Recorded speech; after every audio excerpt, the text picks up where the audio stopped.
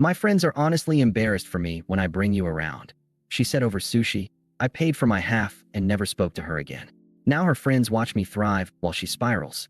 Hey viewers, before we move on to the video, please make sure to subscribe to the channel and hit the like button if you want to see more stories like this.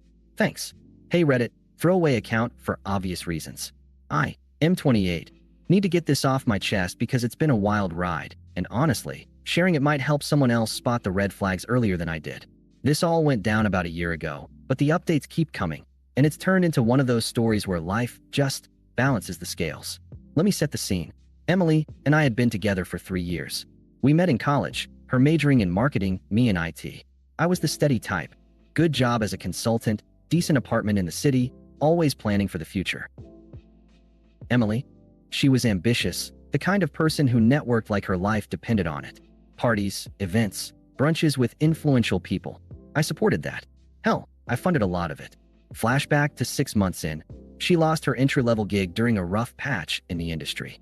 I covered her rent, paid for her online courses to upskill, even skipped a promotion at my company that would have meant relocating because she said, "Babe, I need you here to build my career." I thought we were a team. I'd come home exhausted from 12-hour days debugging code, and she'd be out at some mixer, coming back buzzing about the amazing connections she made. I never complained. Being nice was my thing, reliable, thoughtful, the guy who remembers anniversaries with her favorite takeout and a quiet night in. But over time, things shifted. She'd make these little comments. "Why don't you dress sharper? My friends' guys always look put together." Or, "You should network more. Being behind a screen all day isn't impressive." I brushed it off as her stress talking. We weren't perfect, but I was committed. No cheating on my end, no wandering eyes. I pictured proposing someday, once she landed that big job. Looking back, I see the signs. Her phone glued to her hand, late nights, working, sudden interest in professional development events. But I trusted her. Big mistake. It all came crashing down one Friday night. She'd insisted on dinner at this trendy sushi spot downtown. Raw fish, dim lights, overpriced rolls. I wasn't thrilled. I'm more of a burger guy, but she loved the vibe. "It's good for us to be seen places like this," she said when booking. The whole evening, she was off. Fidgety, checking her watch, barely touching her edamame. I tried to lighten it. "Rough week? Tell me about that pitch you were prepping." She just nodded, distant. Finally, after the waiter dropped the California rolls, she set down her chopsticks and looked at me with this pitying smile. That's when she dropped the bomb. "Can I be honest, Alex?" she started, her voice all casual, like we were discussing the weather. "This has been weighing on me, and I think it's time we talk about it." I paused mid-bite, soy sauce dripping. "Sure, what's up?" She leaned in, eyes flicking around the room as if checking for eavesdroppers. "My friends, they're honestly embarrassed for me when I bring you around. You're not impressive. Like, Sarah's boyfriend is a surgeon, travels for conferences, always has stories. Jess's guy has a boat, takes her on weekends to the lake. What do you even bring to the table besides being nice?" I felt my stomach drop, but I kept my face neutral. The sushi suddenly tasted like cardboard. "Embarrassed? What do you mean?" She sighed, like I was dense. "Come on, don't make this harder. You're sweet, Alex. But in our circle, it's about status, networking, ambition. You sit at home coding while I'm out building something real. My friends ask about you, and I have nothing exciting to say. Oh, he's nice. That's it. It's humiliating." I set my chopsticks down slowly. Humiliating. The word echoed. Flashback hit me then. Last month, her birthday party at that rooftop bar. I'd shown up in my best shirt, brought a thoughtful gift, a custom necklace with her birthstone. Her friends, Sarah with her surgeon bow, Jess with the boat guy, barely acknowledged me. Emily had pulled me aside later. "Try to mingle more next time." Now it clicked. "So, this is about how I look to your friends." "Not just that," she continued, waving her hand dismissively. "I've met someone at that networking event last month, the one you skipped because you were tired. His name's Tyler. He's in venture capital, drives a Tesla, knows everyone. He gets me, Alex. We're on the same level. With you. It's like I'm settling. After everything I'd given up. I could have pushed back, reminded her how I'd paid for half those events, how I'd been her rock. But something in me snapped quiet. No yelling, no begging. "So, you're choosing him because he's impressive?" She nodded, smug now, like she'd rehearsed this. "It's not personal. I need someone who elevates me. You're stable, sure, but stable is boring. Tyler challenges me, introduces me to opportunities. My friends love him already. They say he's perfect for me. You were great for a while. But let's be real, you'd never fit in that world. This is me being kind, ending it now instead of dragging it out. Kind. The twisted logic burned. And what about us? The plans, the future we talked about. She laughed, a short, pitying bark. Future? Alex, wake up. I deserve more than a guy who's content with mediocrity. Tyler's taking me to a gala next week. Real influencers, deals getting made. What would you do there? Stand in the corner being nice? My friends would die of secondhand embarrassment. I stared at her, the room blurring a bit. The waiter hovered nearby, sensing the tension. She kept going, justifying like it was a TED Talk. Look, I'm not the villain here. People grow apart. I've outgrown you. You should thank me for being honest. Most girls would have just ghosted. Thank her for humiliating me over sashimi. I felt the confusion swirl. Had I really been that blind? But I didn't argue, didn't plead. I pulled out my wallet, counted my half of the bill plus tip, and slid it across the table. Okay, Emily, good luck with that. Her eyes widened, like she expected drama. That's it. No fight. What would be the point? I stood, coat in hand. Enjoy the rest of your night. I walked out into the cool air, heart pounding but steps steady. No looking back. That was the last time I spoke to her, for months anyway. The drive home was silent. No radio, just my thoughts racing. Why me? I'd been loyal, supportive. Flashback? Our second anniversary, I'd surprised her with a weekend getaway she'd hinted at. She gushed then, called me her rock. Now, rock equaled boring. The unfairness hit hard that night. I got home, poured a drink, and sat in the dark. Confusion turned to ache. Had I wasted 3 years? But I didn't text her, didn't call friends to vent. Just breathed through it, letting the silence settle. The next few weeks were rough, but I didn't spiral. No drunken posts, no revenge plots. I detached, blocked her on everything, phone, socials, email. Changed my locks, just in case. Then, I turned inward. Work had always been my anchor, so I doubled down. That promotion I'd skipped for her?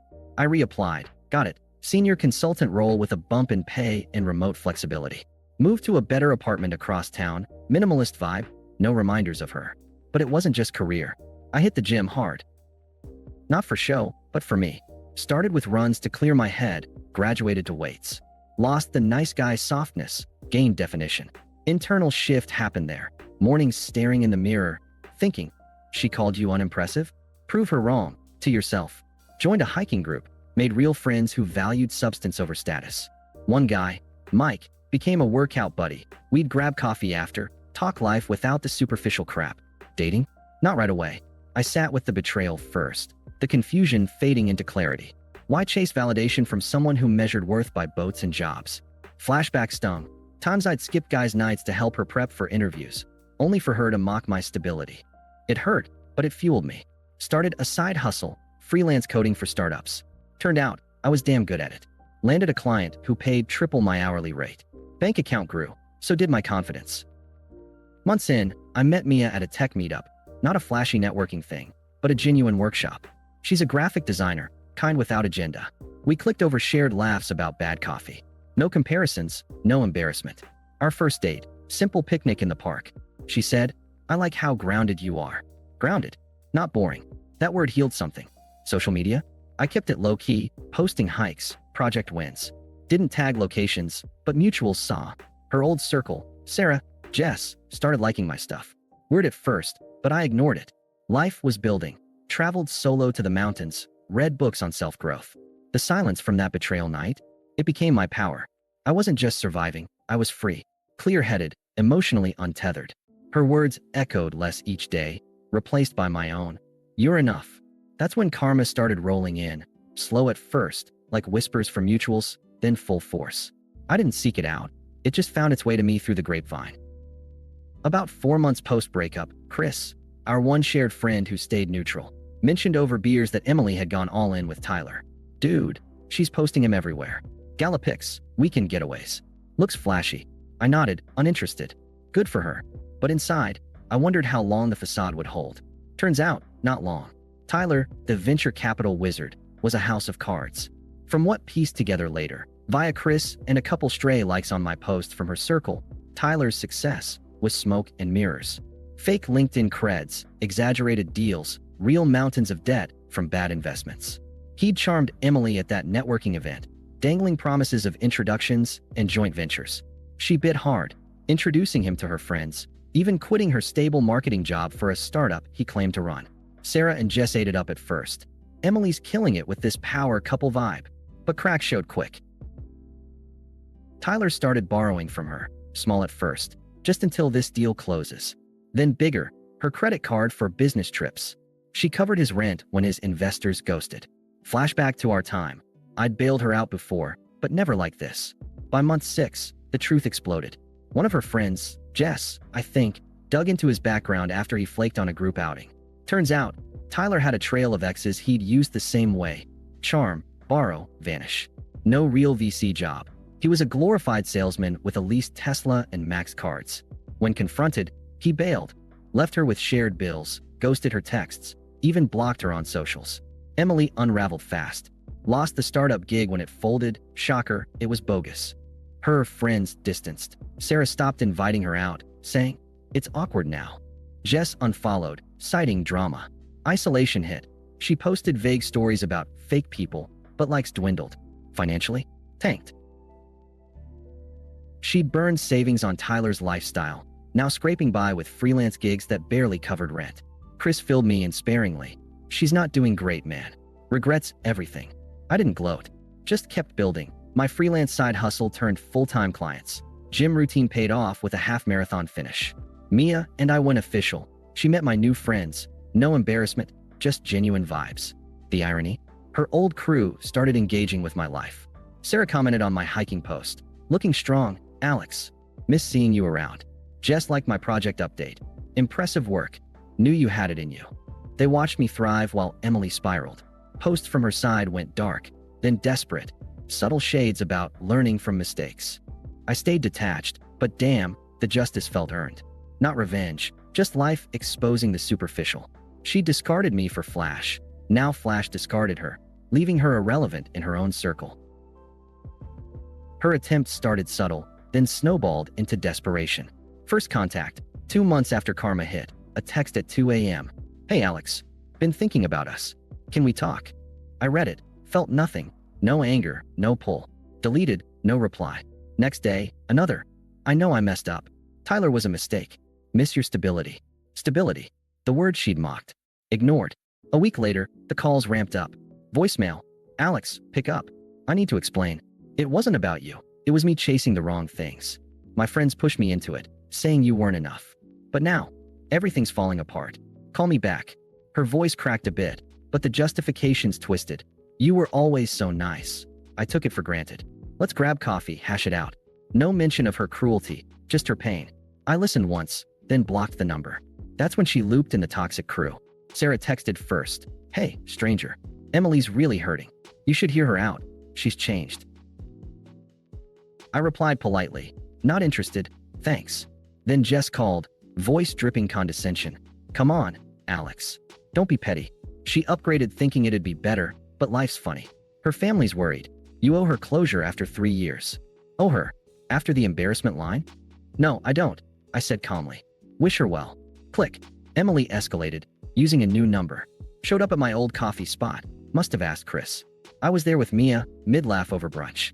She approached, eyes red, makeup smudged. "Alex, please. Just 5 minutes." I looked up, composed. Mia squeezed my hand under the table. Supportive, no drama. "Emily, what do you want?" She sat uninvited, words tumbling. "I'm sorry, okay? Tyler used me, took everything. My friends bailed when it got messy. I see now you were real. Stable, nice, that's what matters." I was smug, thinking I deserved better, but I was wrong. "Take me back? We can start over."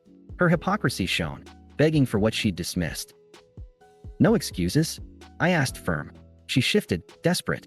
It was the pressure, Sarah and Jess always comparing. They said you'd hold me back. But now they're ghosts, and I'm alone. "Please, Alex. I need you. Need. Not want." I shook my head. "That's your life now. Handle it." Anger flashed, true colors. "How can you be so cold? After I gave you 3 years? You're nothing without me. You were boring then.